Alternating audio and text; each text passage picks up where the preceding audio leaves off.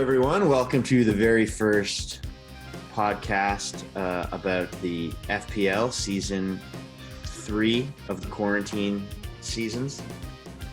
And we're going to do a little bit of a draft analysis. I'm here with Ryan and Teddy. Say hello. What up? Yo. Yo. So thank you for tuning in. We're going to go through the teams and give just kind of our first impressions on it. And then we're going to do a weekly episode that'll recap all the battles. So there's 8 participants, which means 8 teams and 4 battles per week. So without further ado, let's just begin with team number 1, Cam's team. Cam's team. So the league voted on a bunch of mons to ban and unban, and the only one that made it through that process is GlitchxCity, which has been unleashed to my dismay. Yeah, right off the bat, a threat.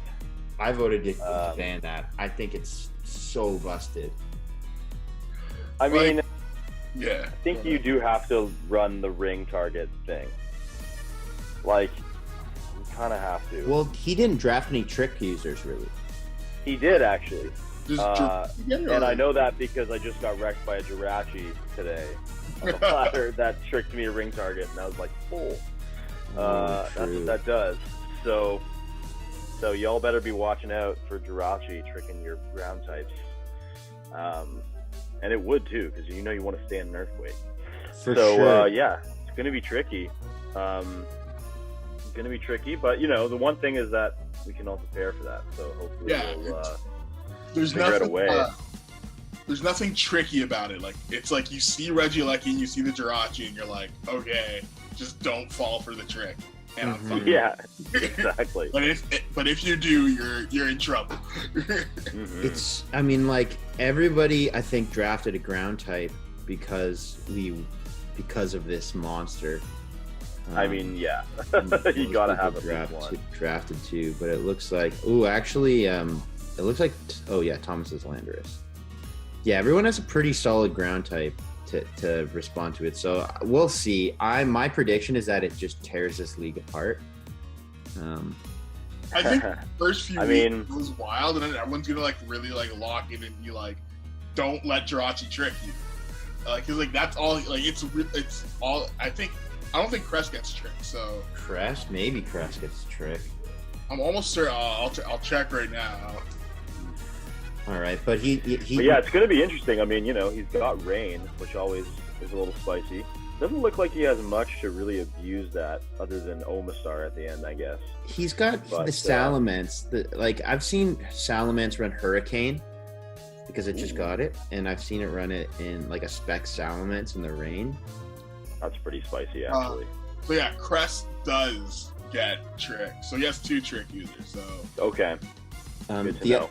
The other thing is Thunderous T lost Hidden Power, but it gained Weather Ball. Weather Ball, yeah. That's really interesting. In the rain, it's actually really deadly. One other thing could be scary. Because it always fucks me when I'm laddering with the ring target. For the turn that if he uses Jirachi with Trick, that means that Jirachi is no longer immune to poison or I guess just poison. So you can hit it with that stuff too. So you always forget that's true.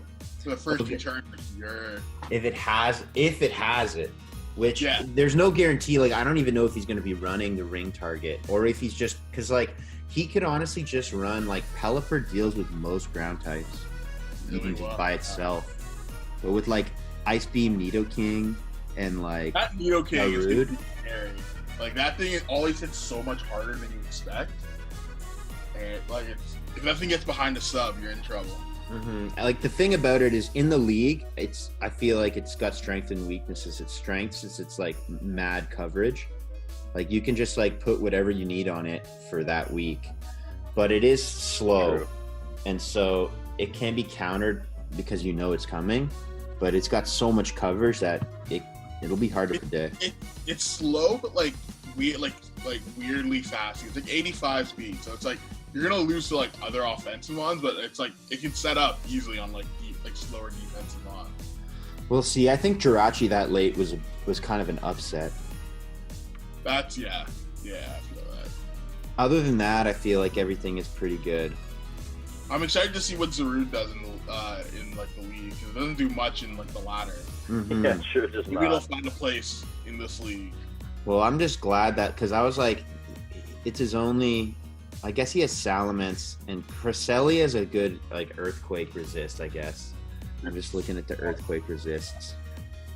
Man, he does Salamence, Cresselia, and Thunderous T are all pretty good. But we'll see. We'll see. Cam's got the Regieleki. I'm just kind of hoping this thing does work. Okay, we'll go. Anything else but on Cam's team? Anybody want to see? We got Ditto, which is kind of hilarious. Ditto's gonna be annoying. Yeah. What do you guys predict let's- about the fate of Omastar? Do you think it'll last? Or do you think it'll get dropped instantly? I mean, it has potential.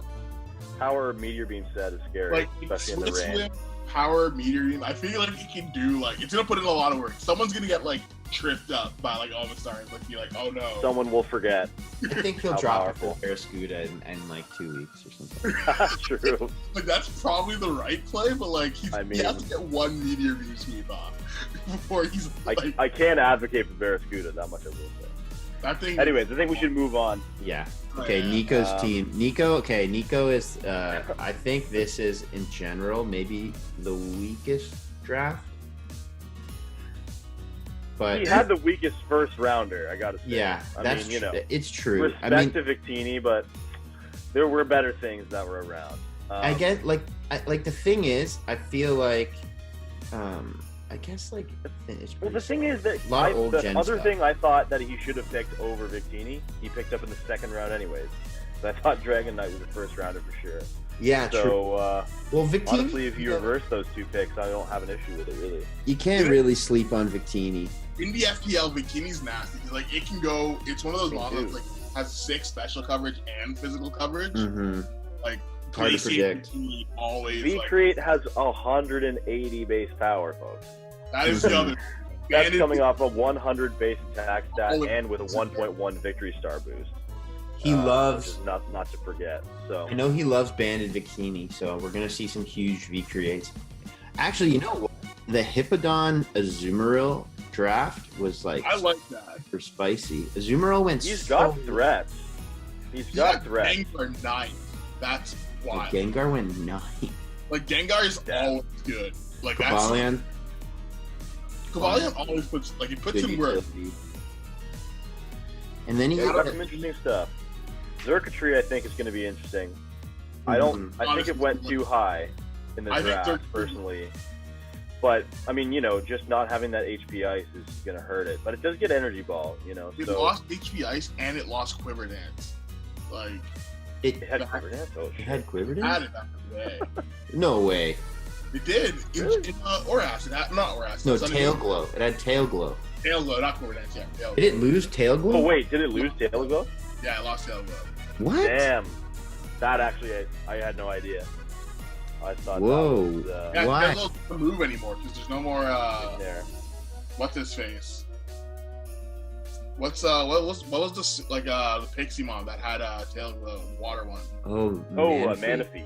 Manaphy, yeah, Manaphy's gone, so there's no Tail Glow. It was its signature move. Right. Hmm. You sure? Well, about that? that'll be interesting to I'm see. 100% certain. Whoa. Well, then, yeah, we'll see Yeah. about Xurkitree. Yeah, I think, yeah, looking at it now, we got the Rotom Wash in a good place. I feel like the Azumarill Hippodon. We'll see. We'll see it about Nico. There's a reason why He picked, it's like, hurry. the last time he played was, like, 6th gen or 7th gen, maybe, early. But he looks like he didn't pick any new mons except the Hatterene at the end. Yeah. We'll see He'll how have he to does. shake off some rust, but you know, I think he's a force to be reckoned with, regardless. I have faith in that choice band Victini to get some kills for sure. I like the core of Hippodon and Celesteela. Like that's just ugly annoying. Yeah, that's pretty Celesteela, nasty. Hippodon, Yeah. and Rotom Wash together.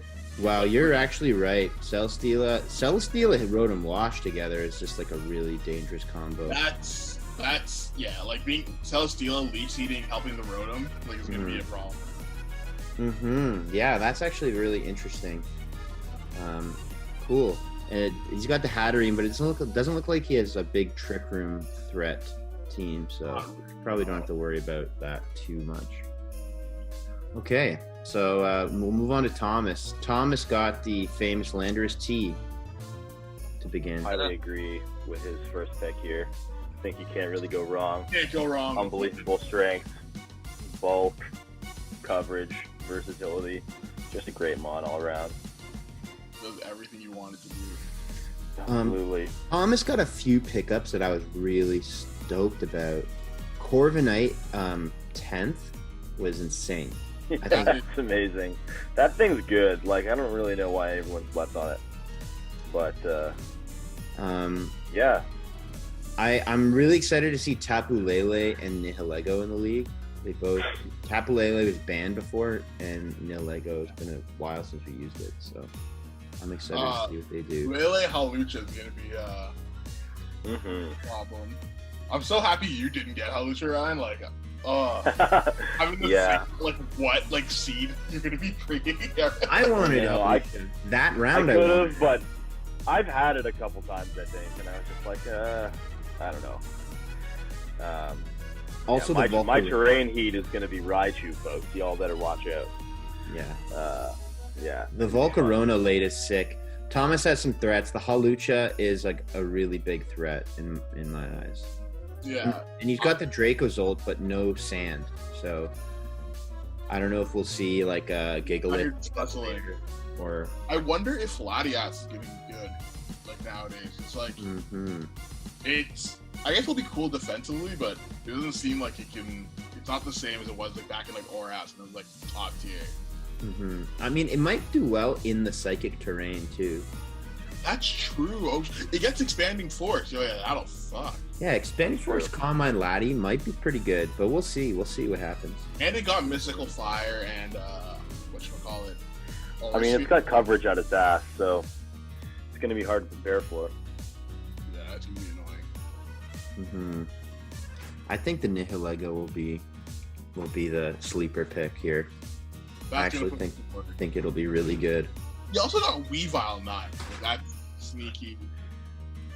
Yeah, that was annoying. I was about to pick up Weavile as my ice type there in that round. I'm hoping alas. also doesn't have the patience to run like Rest Talk Combine Scald Suicune. Oh, like, dude, that thing is so evil, but like he has to have like the patience to be like, I want every battle. Don't tell him. Well, what else do you run on Suicune? Like, it got its hidden ability, but isn't it like inner focus or something stupid? Yeah, all the dogs have like trash hidden abilities. Oh, that sucks. Okay, Suicune, let's see. All right, we'll move on next to Rowan's team. Rowan got a scary 1-2 with Dragapult Swampert. I think Swampert was a huge pickup for somebody. Do you? I'm the most doubtful out of all the picks of Swampert, personally. Oh, really? I think it's good on the ladder because it counters things that are around, but I don't really think it has the stats to bring the cloud in the league. I mean, you run grass coverage on it, and what is I think that's going to be a thing, yeah. Like, definitely that now that you're in the draft, like, you know to always prepare for Swamp when you're facing Rowan. But at the same time, like, if he somehow beats, like, your grass coverage, Swampert is, like, annoying as shit. He's got, like, he doesn't have, like, the thing that's, like, he has Sylveon, which can Wish Pass. Celebi can Healing Wish it. Togekiss can Wish Pass. Like, yeah. Swampert just kept alive. Swampert with a Wish Passer is actually insane. I think he has the classic core of Sylveon Skarmory, which it can't go wrong. He does. The unbeatable core of old. And, like, Swampert getting Flip Turn, I think it's a pretty good, like, I think of all, like, the water grounds, it's the best one. Like, it's better than Seismitoad right now. It's better than, Gastrodon, and I guess it's better than Quag. I think it's the best Quag one. always has its merit with the Unaware. Honestly, it finds a way to never be, I was thinking about that. I was actually thinking, it did not go. It might be a good pickup later on if you find that you get swept by stuff too much. I think it's interesting to know that Rowan doesn't really have a great ice resist. He basically just has to rely on like Sylveon's bulk.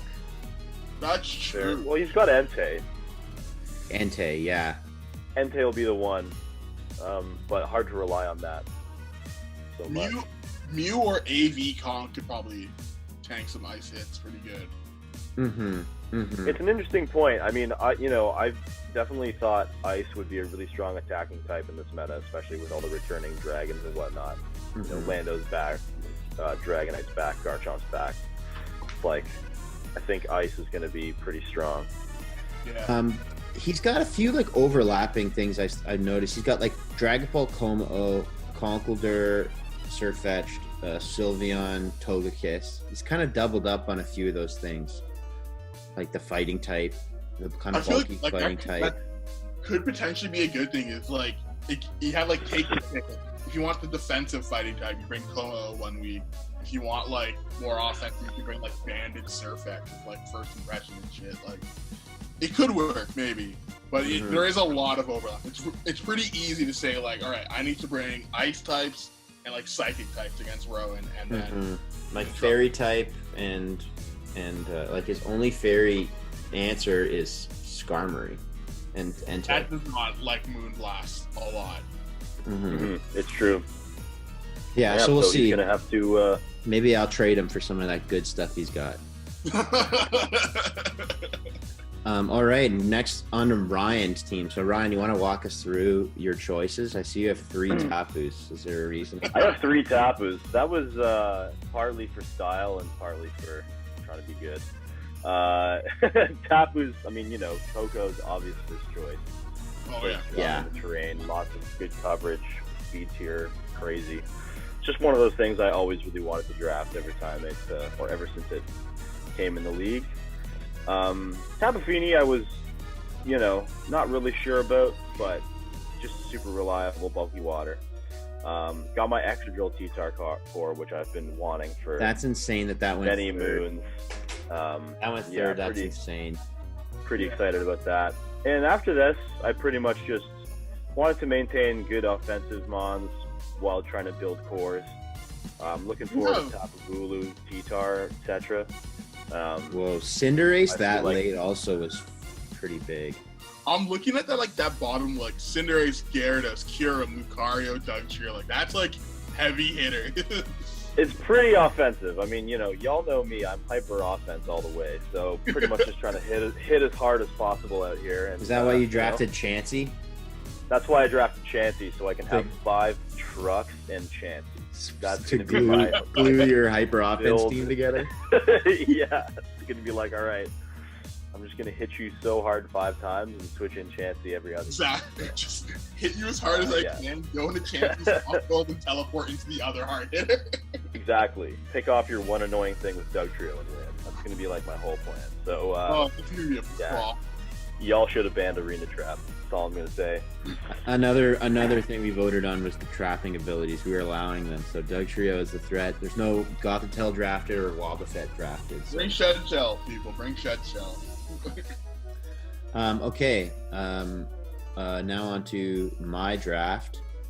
I drafted Heatran first because I thought that would be the best. That was the best thing that was left. I really wanted to use it.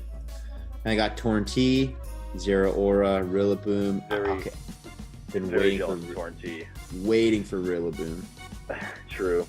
I got Slowbro to mess up to get some fighting and ice resistance going on. Mandibuzz I just took because I was like I couldn't let Mandibuzz go. It's such a good partner for Heatran. You don't have idea. It is so annoying. Urshifu. Mandibuzz Heatran is deadly. Then Mamoswine was my ground type. I got Reggie Draco because I just thought, man, Reggie Draco is just insanely strong. Magnezone was a good pickup at that point. Also helps against like steel types that resist my Zero Aura and Rillaboom. Mimikyu just for, I think that's a good non. And then I thought, okay, I then at my last pick I saw Mimikyu, and I have Slowbro, and I got swept in like the first few weeks of the new DLC by like a Trick Room Reggie Draco team. So I got Alolan Marowak just so I could have some like potential Trick Room in the back here. I mean, That thing's terrifying, Trick Room or not. Honestly, you get Yeah, I was that just thing gonna, in. he also works as like a stick, like electric counter, lightning rod. Yeah, I have Zero Aura, and Alola Marok and Mamoswine were my three things to fight the god that's among us. Like, that's True, and that's the thing. something I will Oh, something I will note is that Ring Target only works on type immunities. So if you have Volt Absorb, you're going to be safe from Regieleki shenanigans, just no matter what. So some nice insurance policy there. The one thing I noticed about my team is that I kind of am susceptible to status. I don't really have anything that loves like if somebody wants to toxic my walls, it's kind of difficult for me to do anything about it. Not big trend, like Steve. I mean, you know, Heatran doesn't care what that's true. Yeah, but I mean, I was just looking at like Slowbro, Torrentee, and Mandibuzz, and be like, whoa, like that's like those are like defensive cores that all don't actually really like a toxic. Yeah, I feel that. And I only have Tran, but we'll see. I think Tran is going to be like, I think Zero Aura is going to be a really big like player for me. And I think I have some solid defense, so we'll see how it goes. I might make some radical changes later on. We'll go to Alex's team now. This Garchomp Clefable is really sick. That's so scary. I'm worried. Alex has. He's got a strong team.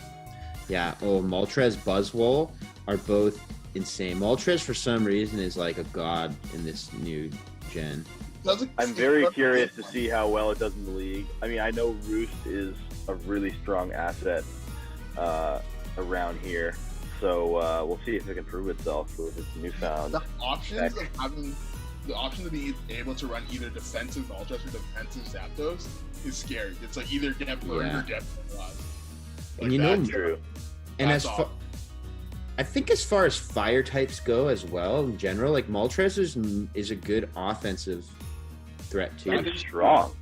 Like you What's could like run, 125 base special attack? you could run like a Choice Scarf Moltres with like U-turn, Flamethrower, Scorching Sands, and that's pretty good. Scorching Sands is amazing coverage for it. I mean, you know, Thing beats Heatran now. What are you talking about? I feel like Buzzwole is one of those things that on the ladder is kind of like outclassed, but now that it's like there's only one of everything, it'll do a lot better. Now that there's only one Lando T or whatever counters Buzzwole, I feel like it'll just That's be a good point. more. It's so bulky. Tangrowth, melodic back in its rightful place. Tangrowth Melodic is going to be an unbreakable fucking wall. That's just going to be the worst thing ever. I don't even want to think about facing that. So, And then Scizor, Klefki. Oh, Klefki's so good. Zapdos is so good. Haxorus 11th. Like, besides the Articuno, which is I would be iffy about. I think that's probably getting dropped pretty soon. But it's come to one battle and then that's a huge stud. You had to do it for the Vita. Got to do it. But other than that, I think this is like one of the scarier drafts just to like look at and try to think about how to prepare for. Yeah, I would agree. He's got a lot. Alex is coming to play this season. He's out here. Yeah. All right, and now finally, Teddy, can you please walk us through this? I mean, like, as if it needed any explanation. I was Ferrothorn Toxapex. He went forward again. Okay, so here's the thing. I've never had Ferrothorn before, so I was stoked to get it, and then I was last. Everyone drafts all this, like all the dope heat has got like the really like cream of the crop, maybe Dragonite, but like the cream of the crop shit was gone. And I was like, yo, I really like balance. And Ferrothorn and Toxapex are two of the best like balanced Pokemon. Why not? They work so well together too. Like it's sick. So Ferrothorn and Toxapex, it's gonna be fun. I'm gonna beat people with just those two mons. It's gonna be sick. Galarian Zapdos was just like, it's such a goon. Thunderous Kick is such a good move. It's really scary, man. That thing's really scary. On the ladder, like not a ghost type, I will 1v1 you. 9 times out of 10. That thing's gonna put in so much work. In the Gladio. Oh yeah. So sorry, I'm just Galarian Zapdos like Brave Bird is really scary. Like it actually really scary. It's got wild. It's got Brave Bird, it's got dual wing beats, so I can break subs or sashes, and it's got drill back. It's got sick flying coverage. It's got close combat, thunderous kick. It's got blaze kick. It's got U-turn. It's a sick, like all around, like good offensive mon. Flying fighting is pretty scary dual stat. I mean, you think about all the flying resist, rock, steel, and Metroid. When you look Fighting at absolutely smashes those typings. When you also look at my team, I have all the hazards. Like I have spikes, I got talking spike, I got stealth rock, and I got sticky web. And Zapdos has defiant, so it's like come at me. Yeah, that's true. The defiant is huge because like most people don't have rapid spin; they have defog. And so if you pressure them with hazards, like you can almost like guarantee either that you'll stay up or that you'll have your Zapdos in the back to threaten that. That's big. I think that's huge. Yeah, that was like kind of like the idea I was going for. Like, yo, this is gonna work. It's sick. Latios is just like it's a goon all around. Like does everything you want it to do. Seismitoad, I needed my ground resist, my electric resist. And Amoonguss is good for that too. Yeah, Amoonguss is just amazing. They're a good core together too. Grimmsnarl, I had it last season and it just like it was so much fun. Put in so much work, so I was like, why not? Let's bring it back for another ride. Rotom Heat, I think Rotom Heat's the best Rotom in like view right now. So and it's really good. Yeah. Rabombi is sick. Like it's so fast, it's just strong enough, and it gets sticky webs. So that's like nasty. Darmanitan, I wanted a nuke. Metagross. Metagross is gonna be fun with all you guys running terrain. I'm just gonna like steel roll all of you people. It's gonna be nasty. I wanted to priority too. Metagross is just like it looks like a goon. Like it has 600 base stat total. Why not pick it up for my 11th pick? It's true. You can run like an agility weakness policy too. Exactly. Zydog is gonna be cool just because like Lando's back, Thundurus is back, like Heatran. I don't have to worry about Air Balloon Heatran. Yeah, it's got one of those like clickable moves where it's Thousand Arrows is the best move in the game. Like it's no drawback. It's a no drawback move. Yeah, so. Rotom Heat is like really tough to prepare for. The last couple seasons, or last season, I know for sure. Never know what set I'm running. I had like a real tough time trying to prepare for that. I had to prepare for it twice because it got traded away. So I had to battle somebody, and then it got traded away, and I had to battle it again. And I was like, man, this was a pain to prepare for. All right, so I think they're all pretty even. I feel like I'd say a pretty successful draft all around. This is like a pretty big draft. There's only 8 people. There's only like 96 Pokemon out here, so the level of each Pokemon is like pretty huge. I'm excited to see how the battles end up. These are going to be some like intense battles. Like I would say one of the benefits about this season is that it doesn't seem like there's going to be a lot of just straight counter teaming going on. Like everyone's going to have options. Like it's a team builders league, you know. You're going to really have to prepare and make sure you've got the heat to win, because you know I think there's always a chance with all these heavy hitters out here. So. The other thing too, I don't think in previous seasons, I think we went to 11 last season, right? Or do we always do 12? No, we went to 11 last season. The last time we went to 12 was when we had Megas. True. So when we had the Megas, we had the 2 first rounds were Megas. We had 10 normal. Yeah. So this time though, you can bring, you can get like it's almost like get the team build for like 2 teams a week. 12. Yeah, like, pretty much. You have to get the plan for what you expect them to bring, and then like plan for like 6 like things like he might bring just in case.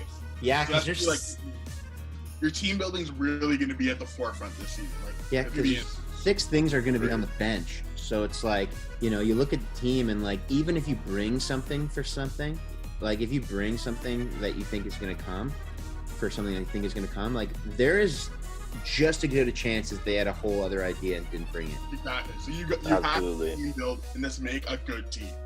It's like no counter teaming. Just like you got to build a nasty team. Yeah. Ooh, this is exciting. Yeah. So there's going to be unlimited trading for the first 5 weeks between teams. You can't get something that you've already had before. That's the only rule about the trading. And then for the free agents, there's 2 free agents pickups that you can have. So it's things that didn't get drafted are available. You can swap one of your Pokemon for it. Everyone gets 2 of those for the first 5 weeks for the whole season. You only get 2. I guess we'll have to vote on it, but like we didn't talk about like the whole like 2-for-1 trade thing. I think we'll keep that. We did that last season where you could trade 2 Pokemon for 1 Pokemon, and it lets some people have bigger team sizes. I think we'll just let that happen because last season we did it, and it doesn't really seem to break anything. So like, well, I feel like the thing last season was that there was kind of only garbage left over, whereas like this season, I feel like there is plenty of good things. So personally, I think we should probably talk about it. Okay, then you know what I'm going to do? I'm going to do it right now. I think let's just cap it at 12. I think 12 Mons is already big enough, like we were just talking about. Let's just cap it at 12 for that exact reason that we were just talking about. I know I just kind of flip-flop, but I think it's important to just make a decision about it. And I think capping it at 12 is going to be fine. I don't think it'll come into play that much. all right. Fair enough. All right, so that concludes the first episode. Thank you, Ryan, and thank you, Teddy.